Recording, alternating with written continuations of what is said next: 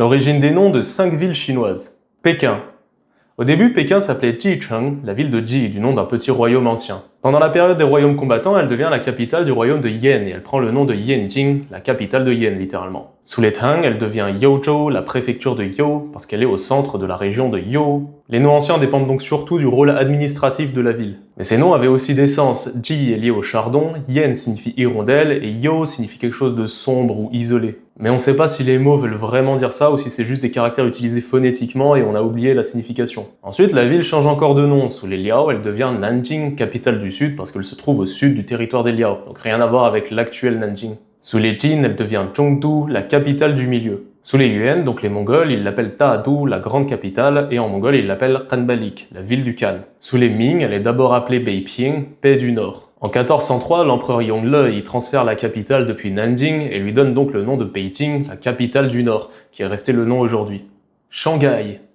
Shanghai, ça signifie littéralement au-dessus de la mer. Shang au-dessus, Hai la mer. Parce que la ville est située près de la mer, à l'embouchure du Yangtze. L'abréviation du nom, c'est Hu, qui vient de Hutu, le fossé du harpon. C'est un ancien nom qui est lié à un village pas très loin, près d'un cours d'eau. La ville a aussi été appelée Huating, magnifique pavillon, ou encore Shenzhen, la ville de Shen, par rapport à Chunshen, un ancien noble du royaume de Chu.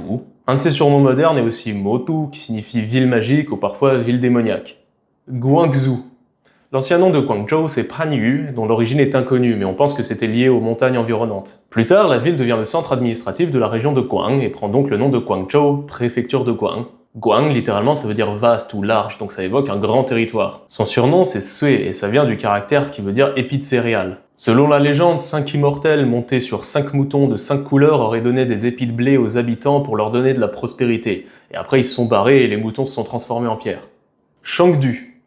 Chengdu, c'est un cas particulier parce que son nom est resté quasiment identique. Son origine est inconnue, mais certains pensent que ce serait la transcription d'un mot non chinois. Et selon une interprétation populaire, un roi des Zhou aurait une fois dit « il faut 1 an pour former un village, 2 pour former une ville et 3 pour former une grande métropole ». Donc selon cette interprétation, le nom de Chengdu serait purement littéral et voudrait juste dire « devenir une métropole ».